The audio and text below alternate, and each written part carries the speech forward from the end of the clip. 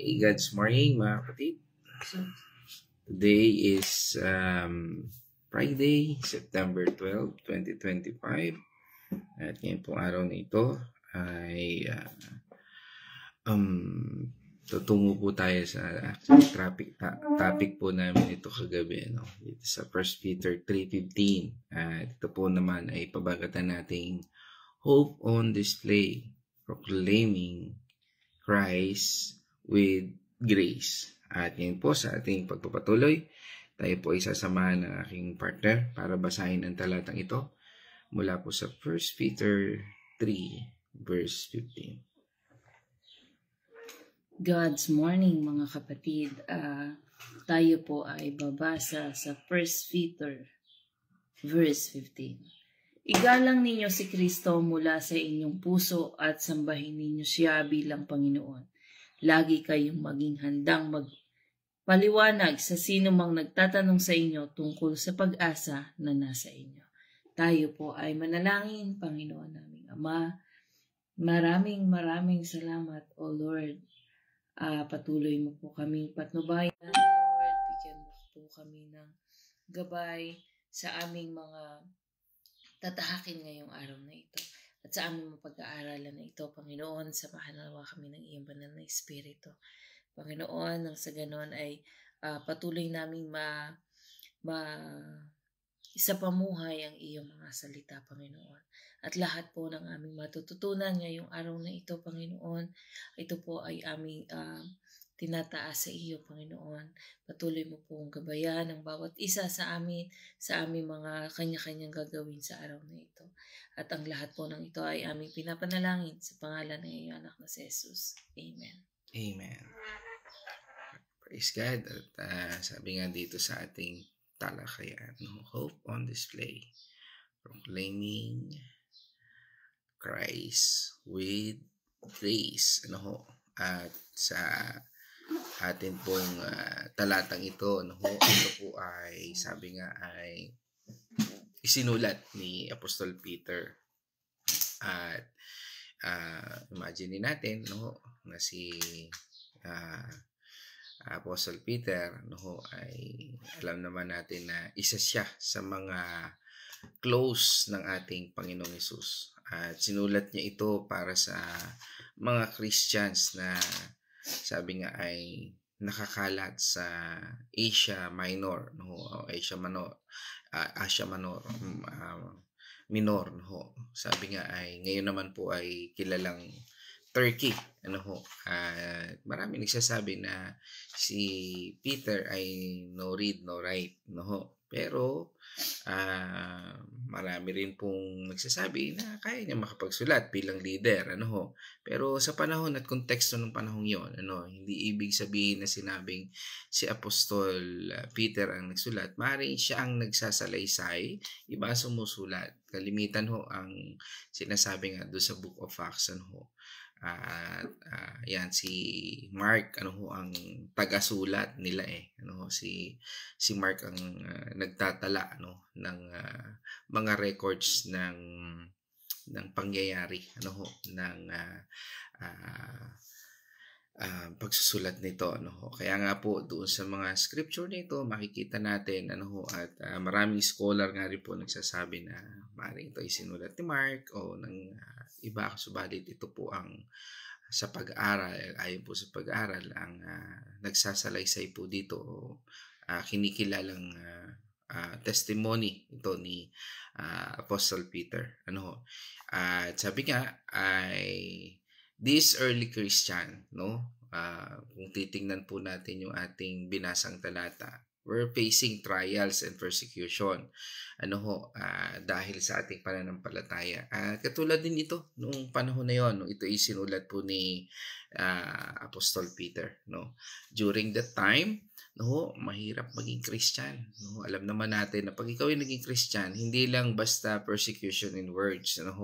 Talagang literally, papatayin ka, pupugutan ka ng ulo, talagang brutal. At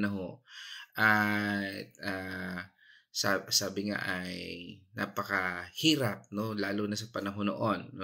Sabi nga society wasn't always accepting, hindi po ganoon, na laging sabihin ay tatanggapin ka.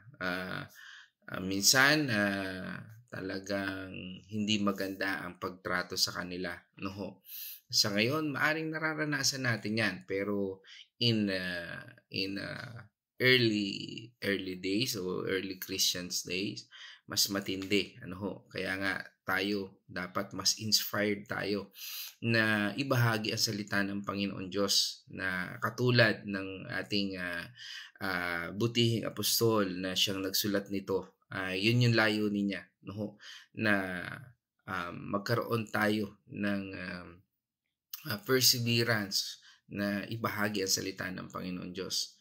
So dito po makikita natin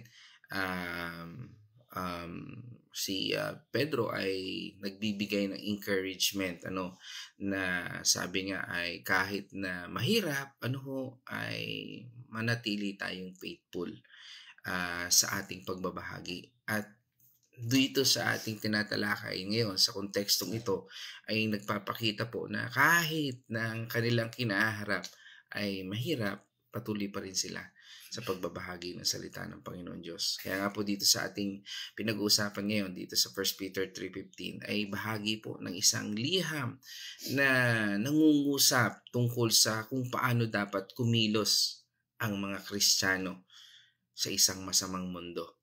Sabi nga, it discusses everything from marriage to suffering for doing good. Sabi nga, yan yun. Sa ating pakikipag-isa sa ating Panginoon hanggang sa pakikibaka natin sa mundong ito, manatili tayo. Ito pong ating tinatalakay ngayon is a key instruction.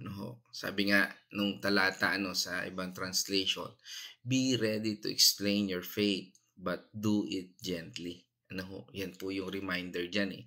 At kung titingnan po natin, on this key theme ay nagpapakita po sa atin ng hope.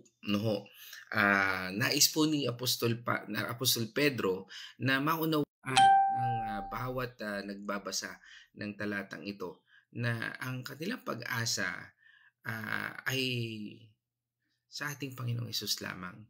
Sabi nga, itong pag-asang ito ay totoo at karapat-dapat na ibahagi. Kaya nga po sa pagbabahagi natin ng salita ng Panginoon Diyos, dapat nakikita yung hope, yung pag-asa. Pag-asa kanino? Sa ating Panginoong Hesus. Hindi sa tao, hindi sa leader, hindi kung sino yung pastor mo, hindi kung gaano kasikat ang church mo. Hindi po ganon. Kundi ito po ay nagbibigay ng pag-asa sa ating Panginoong Hesus. Ano pa? Holiness. Dapat si Kristo ang Lord. Sabi nga, Christ ang Lord sa puso natin. Hindi yung mga tao na nagiging source ng idolatry. This means living a life that honors God. Ang buhay ba nating ito para masabi nating holiness ay nagbibigay ng kapurihan sa ating Panginoon Diyos? O katitisuran sa marami to prove na mas better itong taong ito? Yes, kung yan ay si Jesus Christ, okay, pwede nating i-share. Pero to defend people na lalo na they are accusers, hindi na maibig sabihin tingnan natin din ng masama o paniwalaan natin kaagad. Let the justice prevail. Hayaan po natin yun. Okay, ano pa? Ang buhay natin dapat nito ay nagiging apologetics. Ibig sabihin po, hindi ito paghingi ng sorry. Ibig sabihin, being ready to defend your faith. Ano nga ba yung pananampalataya mo? Pananampalataya ba yan sa tao o pananampalataya kay Kristo? Then lagi natin titingnan. Are you have faith with Christ or you're defending the name of your church, hindi na si Jesus Christ? Or you're defending your pastor, hindi na si Jesus Christ? And that is things must to know na dapat din natin tingnan, suriin natin sa ating sarili. Okay, ano pa? Gentleness and respect. Kahit tama tayo, dapat maging respectful tayo sa pag-share ng anumang bagay. Maging yan man ay sa social media, maging yan ay kung saan bagay. Dahil this world, sabi nga, ang pasama na ng pasama.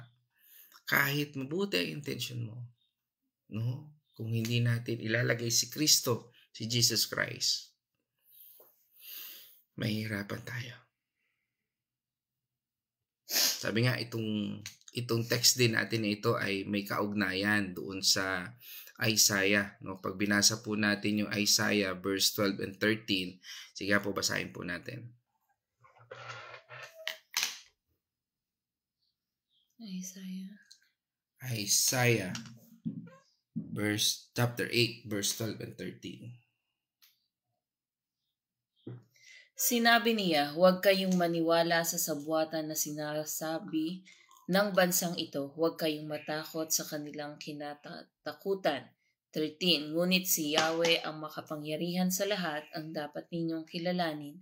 Bilang banal, siya ang dapat ninyong igalang at dapat katakutan. Okay. Sinasabi po doon sa talata, no? Na ang mundong ito ay may sabwatan. Pero hindi tayo dapat maniwala. Or nakikita natin, ibig sabihin, hindi tayo dapat basta maniwala doon sa sinasabi ng tao. Dapat maniwala lang tayo at magtiwala tayo sa Panginoon. Dahil ang mundong ito ay pasama na ng pasama. It's about, sabi nga ay, dito, Peter is emphasizing na dapat si Lord ang kakatakutan natin. Hindi yung mga tao o yung societal pressure. No, ibig sabihin ng societal pressure, may mga issue sa buhay mo ngayon o sa buhay ng isang tao na maaring nagkakaroon ng controversial, no? Pero hindi ka dapat doon magpatinag, no? Magpatinag ka doon. Ano ba yung sinasabi ng Panginoon? Ano kaya tinuturo ng Panginoon? Maaring innocent siya, maaring hindi. Pero paano mo tatayuan? Ikaw ba ay may pananagutan o wala? Sabi nga nung talata, huwag kang titingin doon sa sabwatan ng mundong ito, kung hindi sa Panginoon. It's about setting Christ apart as holy in our hearts.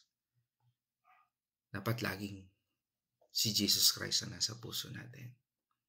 Ngayon, kahit hindi tayo directly pinapatay dahil sa faith natin, may challenges pa rin. Ano po yun? People might question our beliefs. No? Yan po yung matindi. Tinatanong nila, ano nga ba yung iyong paniniwala? Ano ba yung pananampalataan mo? Or we might feel na we pressured to compromise our values. No? Yan na po yun. Minsan nako-compromise talaga ang values na ito. 1 Peter 3 verse 15 remind us to, ano po yun? Know what we believe. Paniwalaan natin kung ano yung pinaniniwalaan natin. Paano natin paniniwalaan? Sa tao ba? Hindi. Aralin natin ang sinasabi ng Biblia. Ano sabi sa atin ng 2 Timothy? Chapter 2 verse 15. Sikapin mong maging kalugod-lugod sa paningin ng Diyos, isang manggagawang walang dapat ikahiya at tapat na nagtuturo ng katotohanan. Amen.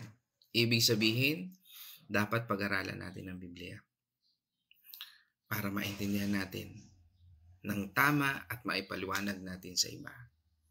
Okay, misconception. Minsan, ang iniisip po ng iba o ang iniisip ng pumapasok sa isipan ng tao, kailangan perfect ang knowledge mo sa Bible bago ka mag-share. Okay, hindi yan totoo. Hindi kailangan maging eksperto ka. Ang importante, alam mo yung basic beliefs mo. And you're willing to share your personal experience with Christ. Ano ba yung naranasan mo kay Kristo? Paano ka binago ni Kristo? And that's your story in Christ. Your relationship in Christ. It's about sharing your hope, not debating theology. Minsan nanganganga tayo, ba't ang dami niyang alam sa Bible? No, hindi po ganon. Paano mo isa pamuhay yung salita? Paano magliwanag ito sa buhay mo?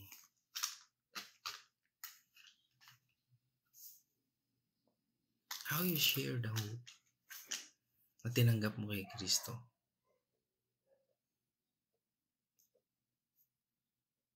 Kaysa sa walang kapararakang debate.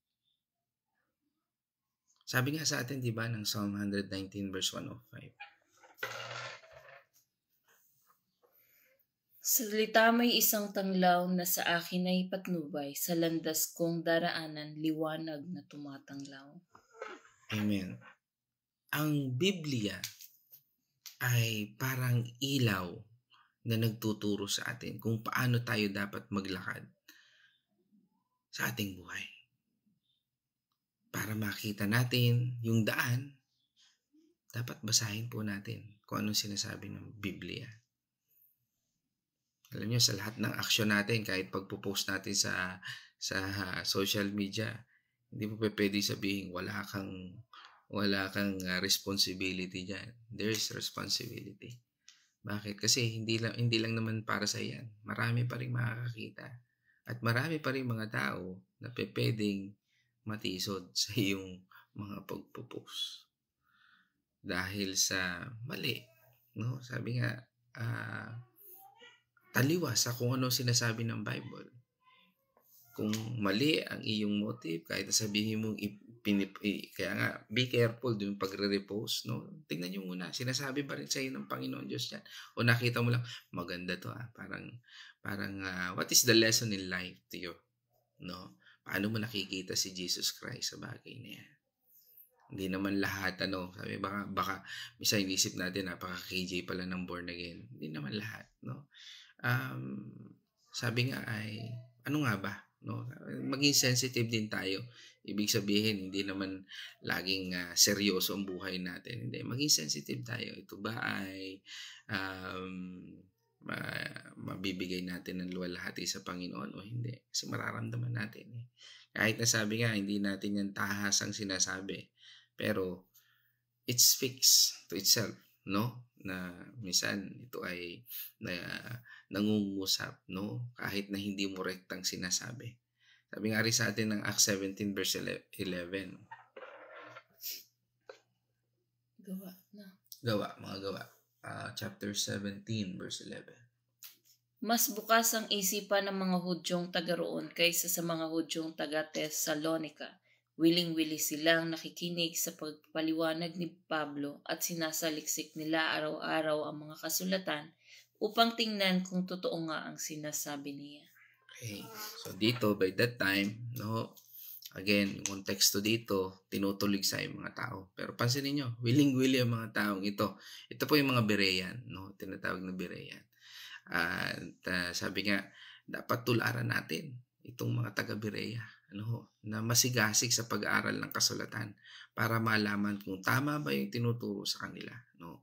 Yung mga taga-Berean talagang hindi lang basta nila paniniwalaan, pero nawiwili sila. Bakit? Kasi yung banal na espiritu na nananahan kay Apostol Pablo o kay sa mga apostol noon ay talaga pong nangungusap, at sabi nga ng mga taga-Berea, talagang ito ay galing sa Panginoon.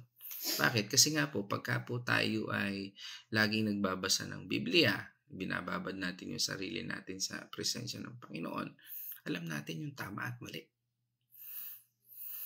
Kaya nga po makikita natin sa mga Kristiyano na basta lang nagpo-post, no?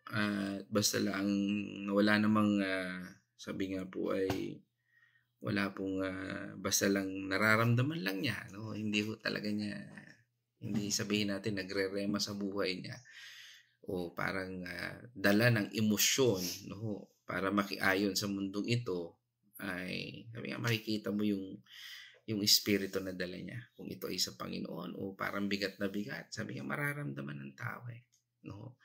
At lagi tayong pinaalalahanan ng ating Panginoon na sa buhay nating ito, iaayon natin kung ano ang sinasabi ng Biblia. Diba? Lagi nga sinasabi ng Panginoon, know the truth and the truth will set you free. No, basahin po natin yun. Sabi nga sa atin sa John 8 verse 31 to 32. Sinabi naman ni Jesus sa mga Hudyong naniniwala sa Kanya, "Kung tinutupad ninyo ang aking aral, kayo nga'y tunay na mga alagad ko." 32. Makikilala ninyo ang katotohanan at ang katotohanan ang magpapalaya sa inyo. Yan. Sabi nga po yun. Kung tayo tunay na tagasunod ng ating Panginoong Jesus, doon tayo. Babalik tayo sa katotohanan. Hindi lang tayo makikiayon. Ay, basta. Ako ay ganito lamang. Tandaan po natin, tayo po ilagay tayo may pananagutan. Hindi lang yung pananagutan ng pastor o ng leader o whatsoever, kung ano pa man ang ating pananampalatayang pinanghawakan. Tayo bilang, sabi nga, tayo ay mayroong personal relationship sa ating Panginoon. Kung gusto nating maging tunay na alagad ng ating Panginoong Hesus, dapat manatili tayo sa Kanyang salita. Pag-aralan natin ang Biblia para malaman natin ang katotohanan. Okay, punta na po tayo doon sa isang pinatutungkulan po ng talata natin. Sabi nga, life is a life that reflects Christ. No? Ibig sabihin, yung buhay natin ito ay nagiging refleksyon kung sino si Kristo sa buhay natin. Sabi nga, sa isang banda rito, maging good example tayo. Kung ikaw ay tagasunod ng ating Panginoong Kristo, ikaw dapat ang pinagmumulan. You are good example. No? Ibig sabihin, ito yung testimony ng buhay mo. Maaaring testimony ng buhay mo noon ay masalimuot. Pero dahil nakilala mo ating Panginoong Kristo, hindi niya binabago. At nagiging istorya ito ng pagbabago ng Diyos sa buhay mo. Hindi ito pananatili ng kasalanan sa buhay mo. Hindi ito pananatili ng karumihan sa buhay mo. Kundi buhay na binago ng Diyos. Kaya nga nagkakaroon tayo ng confession directly sa ating Panginoon Diyos. Nagiging honest tayo sa Panginoon.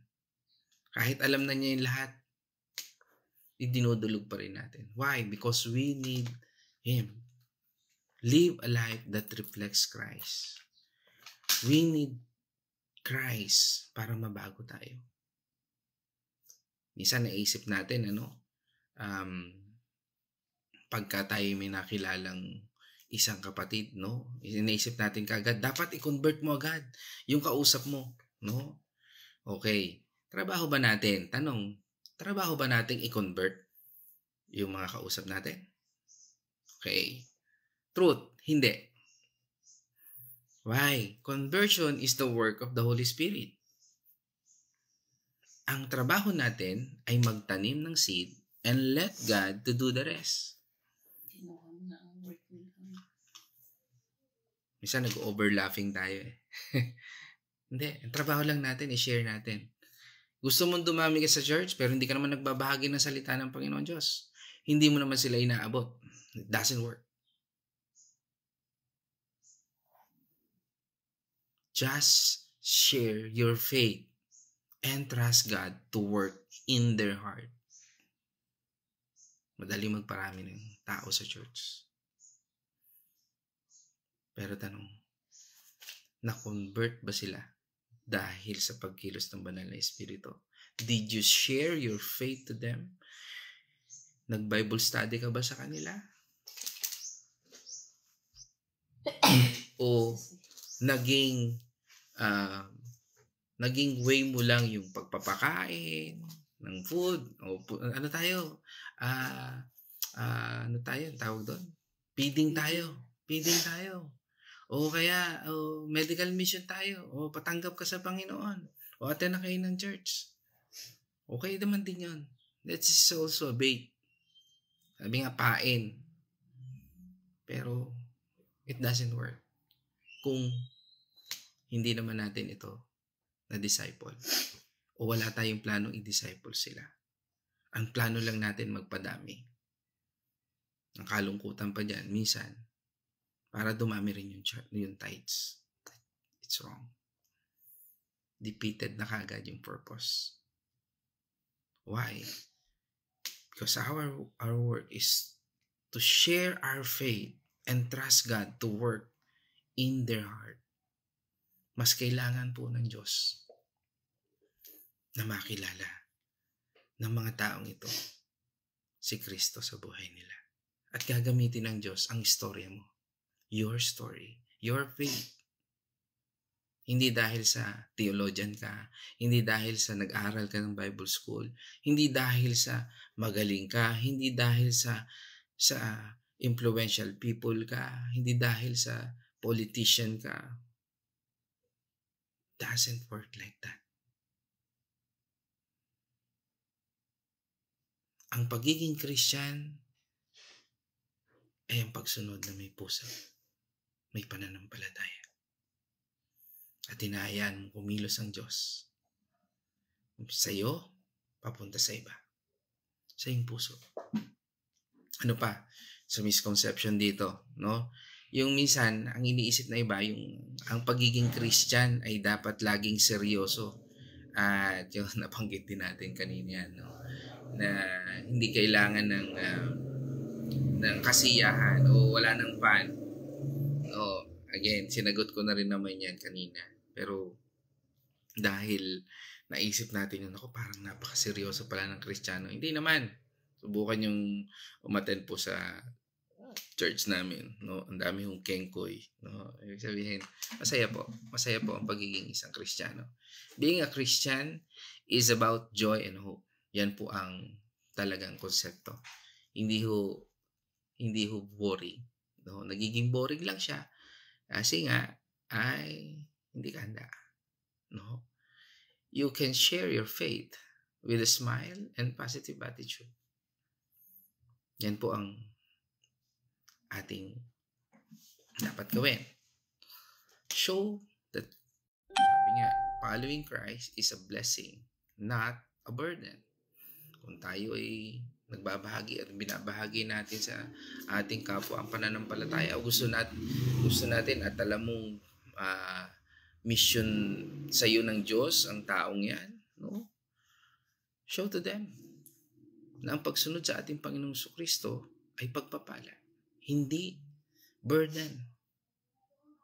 Kaya nga diba sabi sa atin ng Matthew 11 verse 28 to 30, lumapit kayo sa akin kayong lahat na nahihirapan at nabibigatang lubha sa inyong pasanin at kayo bibigyan ko ng kapahingahan. Pasanin ninyo ang aking pamatok at sundin ninyo ang aking mga itinuturo sapagkat ako'y maamo at mapagkumbabang loob. Matatagpuan ninyo sa akin ang kapahingahan. 30. Sapagkat madaling dalhin ang aking pamatok at magaan pasaning binibigay ko sa inyo. Pasaning. Okay, pasanin, no? Kung kayo may pasanin, no? Ay bigay natin sa Panginoon. Kasi ayun ang gusto ng Panginoon. Kunin niya para maging masaya ka. Kunin niya yung mga kalungkutan mo. Kunin niya yung mga pasanin mo. Kunin niya yung mga burden mo. Kasi gusto niya mapalitan ang burden mo ng Kristo. Ibig sabihin, ang ating Panginoong Hesus na siyang nag-alok ng kapahingahan at kagaanan. Kaya nga po ang pagsunod natin sa Kanya ay hindi pabigat, kundi nakapagpapagaan ng buhay. Kaya nga kung ikaw ibinigyan ng pagkakataon ng Panginoon, ng wisdom para ipahayag ang salita ng Panginoon Diyos, do it. Knowledge para malaman mo ang totoo at hindi, do it. Mga gifts na ibinigay sa atin ng Panginoon. Kaya nga, the more na tayo lumalapit sa Panginoon, doon natin natutuklasan yung mga gift na yan na unti-unting ibinibigay sa atin ng Panginoon Diyos. Gift of discernment, no? Yang, sabi nga, gift of faith. Faith is a gift. No? Pananampalataya. Nagkakaroon tayo ng pananampalataya sa area na kung saan minsan ay mahina tayo. Maaaring sa financial, spiritual, emotional. No? Kapag tayo ay nakababad sa ating Panginoong Jesucristo, sa salita ng Panginoong Diyos, magkakaroon tayo ng kagaanan. Remember, diba sa John 10:10, no? Sabi doon, the enemy comes to kill, steal, and destroy. But ang Panginoon Diyos, ang gusto niya, bigyan tayo ng buhay na maganda at masagana. A life full of purpose and joy. Ibasahin po natin yun. John 10, verse 10. Dumarating ang magnanakaw para lamang magnakaw, pumatay at manira. Naparito ako upang ang tupa ay magkaroon ng buhay, ng isang buhay na sagana at ganap. Hey, nakita natin doon, sabi, dumarating. Hindi dumating. No? Dumarating. Ibig sabihin, kung ang kaaway na ito ay hahayaan mo na makapasok sa buhay mo, mangyayari yun. Kaya nga, ang pagpili mo, sinong ilalagay mo sa buhay mo o sa isip mo. Sabi nga, ang battlefield ng espiritu ay nasa isipan natin. Pag pinapasok mo sa isipan mo yan, sabi nga, paglalaroan ka na yan. Paglalaroan ka na ng isip mo. Pero ipapasok mo sa ating Panginoon sa Kristo, makikita mo yung totoo. He will give you abundant life. Si Jesus ang siyang nagbibigay ng abundant life. Hindi lang basta buhay, kundi masaganang buhay. Kaya nakikita natin, no, yung buhay ng isang mananampalataya, makikita natin, umaangat. No? Bakit? Kasi nga po, dahil sa paglilingkod niya sa Panginoon. It's a life full of purpose and joy. Ngayon, nagiging mali yan pag ang tinitingnan lang natin ay yung pagpapala sa buhay niya. Ay gusto ko rin pagpalain ng katulad nun. Wrong. Kasi ang tunay na pagpapala ay ang mayroon kang relasyon sa Panginoon Diyos. Pag ang tiningnan mo yung mga material blessing sa mundong ito, it defeated the purpose already. Mali na kagad. Kasi iba ang challenge mo sa challenge niya.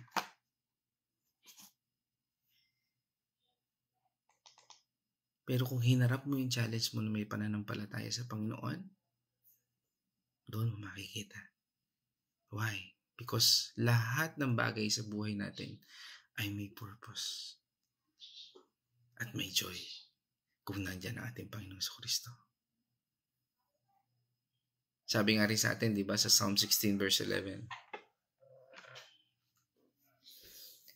Ituturo mo ang landas na patungo sa buhay. Sa piling mo'y madarama ang lubos na kagalakan. Ang tulong mo'y nagdudulot ng ligayang walang hanggan. Amen. Sabi nga, yan ang presensya ng Panginoon Diyos. Sa presensya ng Diyos, may joy and pleasure. Following Him, following Jesus Christ, leads to eternal happiness. Kaya nga yung kaligayahan na meron ka ngayon, hindi mo kaya masukat eh. No? Kasi bakit? Yan yung kaligayahan na galing sa Panginoon Diyos. At pag naranasan mo yan, talaga ang may pagmamalaki mo lang ay ating Panginoong Kristo. Hindi ang tao, kundi ang Diyos. Kaya nga dito sa sa ating tinatalakay ngayon, dito sa 1 Peter 3:15, ang sabi din na paalala sa atin, be ready to share our faith. Sabi nga, when the opportunity arises, share your story with gentleness and respect. Hindi sa pagmamayabang, kundi with gentleness and respect. Share your story sa mga taong ito. Minsan, ang iniisip natin sa pag-share ng ating buhay, sa pagbabahagi natin, parang minsan gusto ko maging evangelist, no? Okay, go, given, no? Kaya minsan nagiging parang aggressive ka at nakikipagtalo para mapatunayan na tama ka, no? Tandaan natin, hindi po ganun ang pagbabahagi ng salita ng Panginoon Diyos. Parang, alam mo ba kung saan ka pupunta pag ikaw ay namatay? No? Tinakot mo. Ay, ganun ba? Sinabi ba yun? Siyempre, hindi nagbabasa ng Biblia yun. Pero, namuhay sila sa takot, hindi sa pag-ibig ng Diyos. Kaya nila tinanggap ang Panginoon Diyos kasi sa takot, hindi sa pag-ibig ng Diyos. Kaya minsan, nagiging aggressive tayo eh. No? Mali. Mali po yan, mga kapatid. Sabi nga sa verse, dapat with gentleness and respect. Hindi kailangang manalo sa argument. Ang goal po natin ay ipakita ang pag-ibig ng ating Panginoong Kristo. And share your faith in a respectful way. Hindi mo kailangan maging bida. Hindi mo kailangan maging Jollibee.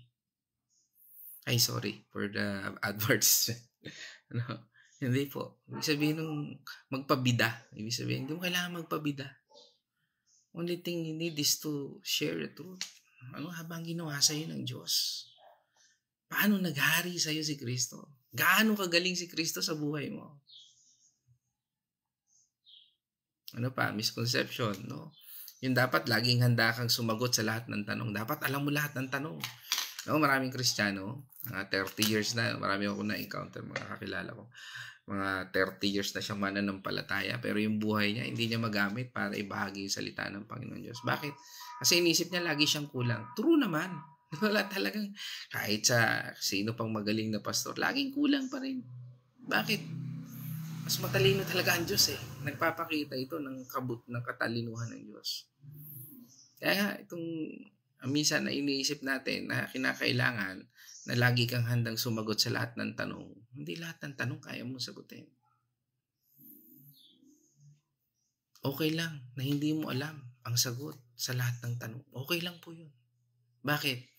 Kasi doon matututo ka. Bakit? Ang importante, willing kang mag-search and find the answer. Pwede mo sabihin, hindi ko alam yan, pero hanapin ko ha. No, it shows humility and sincerity. Di ibig sabihin parang superheroes. Alam mo na lahat. O yung Bible, no? Ano pa? Yung minsan naisip natin yung pagiging ready to give a defense. No, dapat laging defensive na ka. No?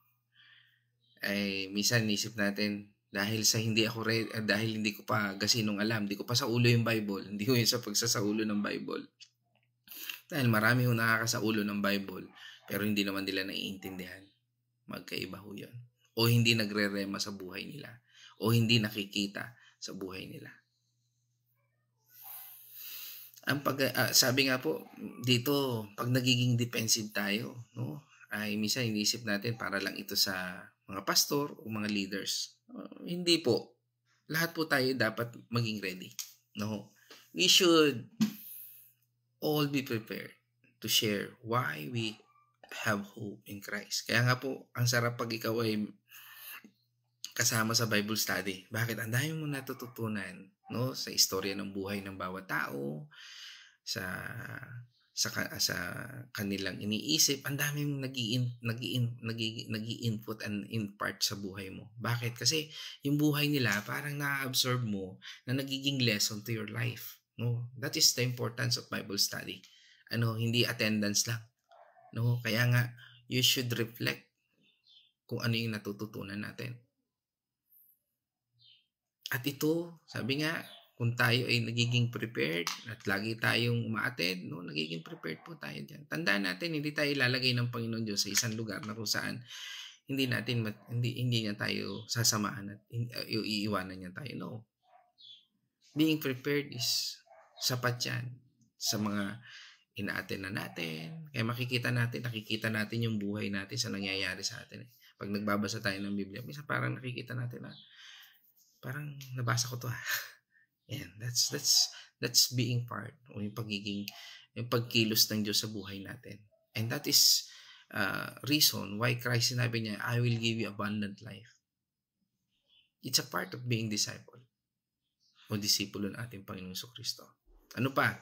Minsan meron tayong misconception o misunderstanding na minsan dapat tayo mag-focus lang sa pagsagot sa tanong. Minsan, di ba? Hindi sa taong nagtatanong, tandaan natin. Pag may tao nagtanong sa atin, mag-focus tayo, hindi sa tanong, kung hindi sa nagtatanong. Sino ba yung nagtatanong? Mali po yun na ang focus lang natin ay yung tanong. Dapat ipakita mo na concerned ka sa taong nagtatanong. Listen to them. Understand their perspective. Ano ba yung nasa isip at puso niya? And show them that you care.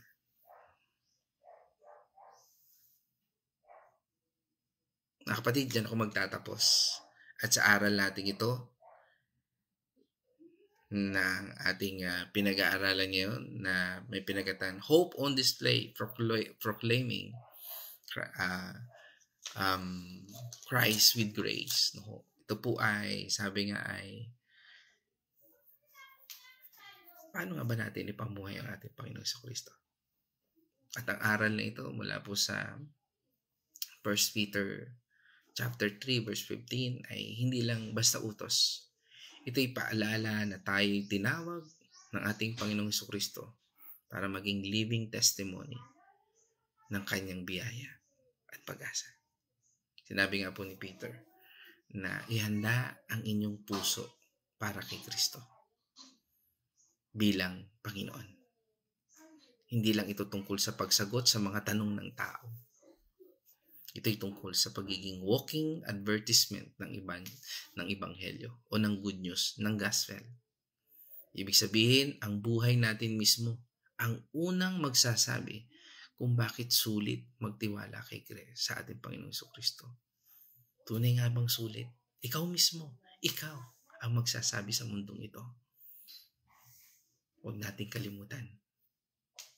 Hindi tayo mga sales agent na kailangang i-pressure ang tao para maniwala. Alam niyo, nag-aalok ng credit card. Bili na kayo. May credit card ka na ba? Ma'am, nakatutulong sa ito. May libreng payong, may libreng. Okay yan. Pero hindi po ganun ang gospel ng Diyos. Tayo mga alagad na tinawag para magmahal, maglingkod, at magpakita ng respeto. Ang pag-asa natin kay Kristo ay dapat makita sa pagkilos natin.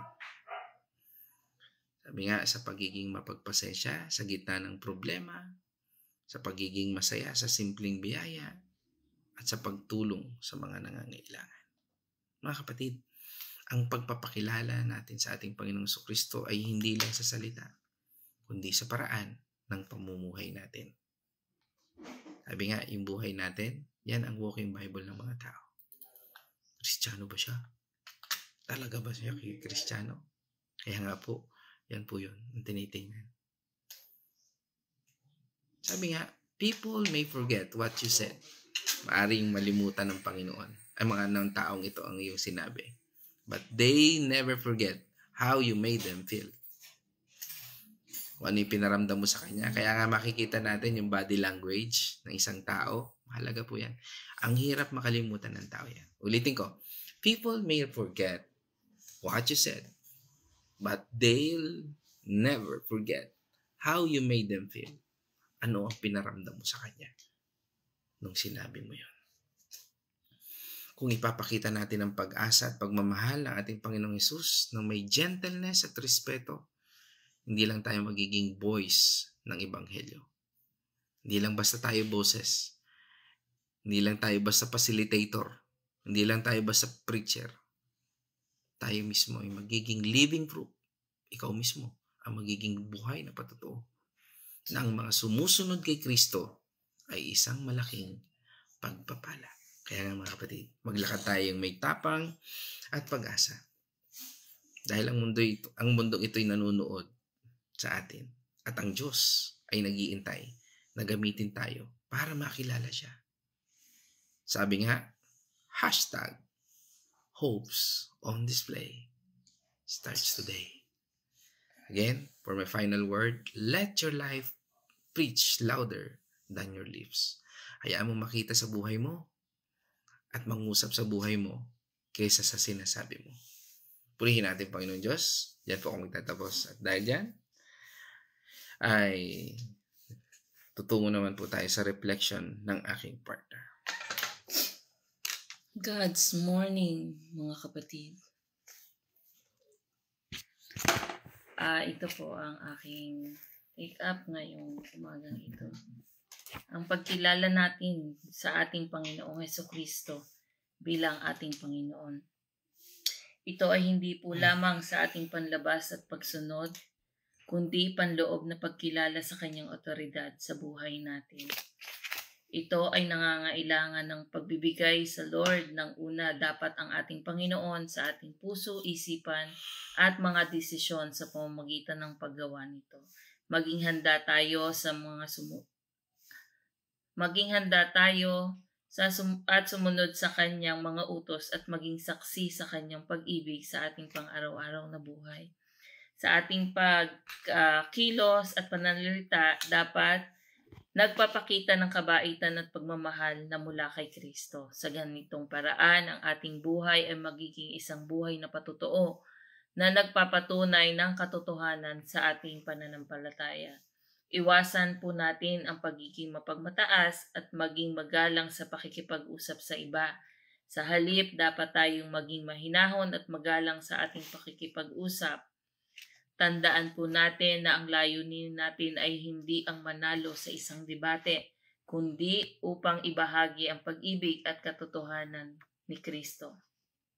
Ang pagiging handa na magpaliwanag sa ating pananampalataya ay hindi lamang tungkol sa pagkakaroon ng head knowledge or kaalaman, kundi tungkol din sa mga karakter na naaayon kay Kristo. Kasi ang binabasa, kung tayo po ay nakaayon talaga sa ating Panginoon, ang ating pong pananalita, puso at ang ating puso at ang ating ginagawa ay makikita po ang ating Panginoon sa mga bagay na iyon. Dito po sa kabuuan ng ating napag-aralan na ang tunay na pananampalataya ay hindi lamang sa salita, sa gawa at sa pamamagitan ng pagpaparangal kay Kristo sa ating puso. Pamumuhay na nagpapatunay sa ating pag-asa, pagtugon sa kahinahunan at paghahanda sa ating puso para kay Kristo na maging patunay na patotoo ng kanyang pag-ibig. Hindi po dapat natin ipagpilitan ng ating mga kaalaman. Dapat po ay isangguni din natin sa ating Panginoon at patuloy tayong manahan sa presensya niya nang sa ganun po ang ating mga makakausap na mayroon po kasi tayong makakausap ng mga pilosopo kagaya nung isang araw sa office. Kasi nga po na yung sa corruption isa sa mga head ng church sabi po nung Kristiyano po ito, sabi ay kahit anong relihiyon walang makakatalo daw sa kanya sa debate. Sabi aanin mo yung sabi daw ng iba mananampalataya na sila lang daw maliligtas.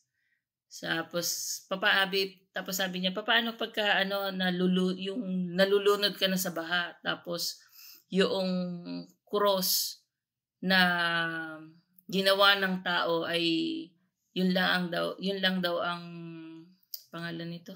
Yun lang daw yung sources mo para ikaw ay maligtas. Sabi buhat-buhat ko yung napakalaking cross na ang kahoy daw yon, lulutang daw siya, samantalang yung mga taong nagsasabi na sila lang ang maliligtas ay wala daw namang resources na gawa ng tao, yun ng kahoy. Sabi ko sa kanya naman, ang sinasabi naman po doon ay hindi yung cross na magliligtas sa iyo at saka hindi dito sa lupa ikaw maliligtas, kundi sa langit. Ikaw ay maliligtas sa pamamagitan ng pananampalataya mo sa Panginoon, hindi doon sa cross na yapos-yapos mo. Kasi ligtas daw siya kasi yapos-yapos niya yung cross. Tapos, hindi na po siya nakipagdebate kasi naandun din naman si attorney, nakakaya din naman na marami din naman tao. Pero yung taong yun po, nung nagsasalita siya, akala mo, walang makikipagdebate, walang mananalo sa akin sa debate.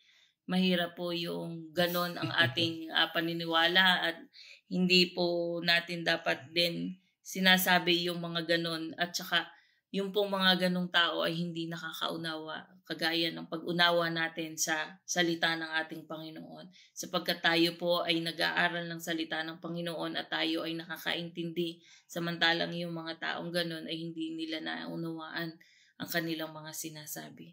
Huwag po tayong maging ganon. Patuloy po natin tayong manahan sa presensya ng ating Panginoon sapagkat ang presensya po ng Panginoon at ating napag-aaralan ng katotohanan, hindi yung mga head knowledge lamang na umiiral sa bawat isa. So yun lamang po, tayo po ay patuloy na manahan sa presensya ng ating Panginoon. Amen. Baka naman si Kibulo yung kausap mo. Okay, biro lang po. Huwag po tayo makipag-debate. Hindi po natin tungkulin yun. No? Kasi that's just foolishness. Anyway, so dahil dyan, tayo po ay tungo sa ating mga kapatid online. Yan. Pinangunahan po tayo ni Naivini Matual mula po sa Villa Escudero. Yan. At syempre, batiin natin ang Patual family, at ganun din ang sinundan po ito ni Nay Gloria, mula sa Bulacan Chaong. Yan po.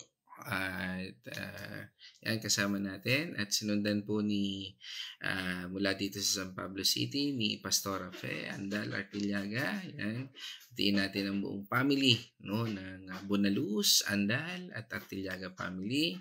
At sinundan po yan mula naman sa bayan ng Liliw, ang Rosena family na pinangunahan ni Nay Edna. Yan, at yun ay okay. So yan. Okay, so ito ay prayer request para kay Marife Patual, kagalingan, no? Yan. Okay, at kasama rin natin mula sa Santa Rosa, Laguna, ang aking magandang nanay. Siyempre, matiin natin ang Gitgano Mercado family. Yan. O clan, no? Yan, God's morning po. At yan, mga pag-iingat, no? Yan, at dito sa ating comment section, no? At dahil sa lagi na rin naman nating nababasa, pero salamat po, no? Pero hindi na natin babasahin kasi iba ay may mga lakad pa eh. Yan, no? Andito na ho yan, basta mga pag-iingat dito sa mga pangalan na nandito at kagalingan, ano ho? Yan, ito yung mga bago na lang, ano ho? Dito sa namamagang paa ni Ate Teresita, dalangin, no? Ayan, yan, pag-iingat pa rin sa mga kapatid natin na OFW. At ito, kasama rin natin ngayon si Ate Carmelin Tanyo at ang family Azucena Tanyo family, no? Okay. Ayan, kagalingan ulit, no? Para kay Erin Artillaga, kay Kuya Chris, kagalingan. Yan, pag-iingat sa mga apo. Yan. Pag-iingat. Yan. Kagalingan. Okay. Yan. At yan, kasama rin natin si Kuya Victor Dalangin. Yan sa Villa Escudero. Yan. Kagalingan. Yan. Kagalingan ni Kuya Victor. Yan, Kuya Chris, Chakinay. Yan. At may iba pa. Okay. Kasama rin po natin si Atinela Nonoso. Yan. Mula dito sa San Pablo City. Yan. Okay. So ito, maganda ito. Sabi ni Naivini, Lord, nawa po ay magkaroon ng pagbabago ang gobyerno natin ayon sa kalooban mo. Yan. Amen. Praise God. Yan. Okay. Yan. Kasama rin po natin ang aking kapatid, si Caroline Mercado, dyan sa Santa Rosa, Laguna. Yan. At ayan. Pag-iingat, no, sa mga family, no. Yan, kila Kuya Hector, Ate Lisel Dalangin, Kuya Chris, yan, pamilya ng mga nabanggit natin, no. Yan, kay Pastora Pe. Yan. Okay.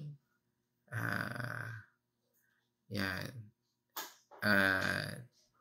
Sino pa? Yan, kasama pa rin natin. Sandali, mga banggitin ko na lang. Yan. Anyway, so mga kapatid, so that's all ang ating mga kapatid na kasama natin for today. At ngayon, tayo po ay dadako na sa ating pagtatapos. So, pansamantala natin pagtatapos. Ngayon po ay araw ng Friday. At bukas may God's Morning ulit tayo.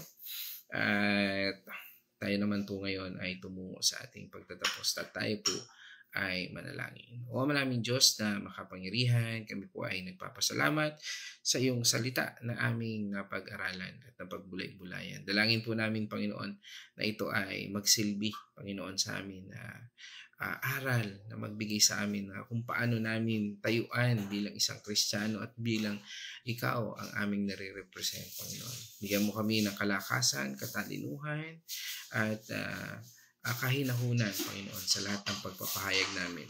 Maging tulad mo kami, Panginoon, sa pagpapahayag. Turuan mo kami, Panginoon, na sumagot sa makasalanang mundong ito. At turuan mo kami na maglakad, Panginoon, ng naayon sa iyong kalooban. At sa aral na ito, Panginoon, patuloy din namin idinadalangin na aming mga kapatid na may karamdaman, Panginoon, sa mga taong nabanggit namin at sa mga taong hindi man namin nabanggit at naniniwala sa iyo. Lord, naniniwala po kami sa kagalingan na hatid mo at patuloy na patnubay at gabay sa bawat isa na narito at hindi man narito, Panginoon. Dinadalangin namin, Panginoon, na sa iyong salita, kami po ay naniniwala na pag ang iyong salita ay nakarating at kami po ay sama-samang nanalangin at patuloy, Panginoon, na nagtiwala sa iyong salita. Ito po ay iyong diringin. Lord, ipaunawa mo sa amin ang iyong tugon, ang iyong response, Lord, at bigyan mo kami ng pananampalataya that can move mountains. Again, O God, we thank you and we praise you. And this I pray in the name of our Lord Jesus Christ. Amen and amen. Mga kapatid, let us shout the shout of victory. Christ has died. Christ has risen. Christ will come again. And together, we are for Christ. Again, God's morning, everyone.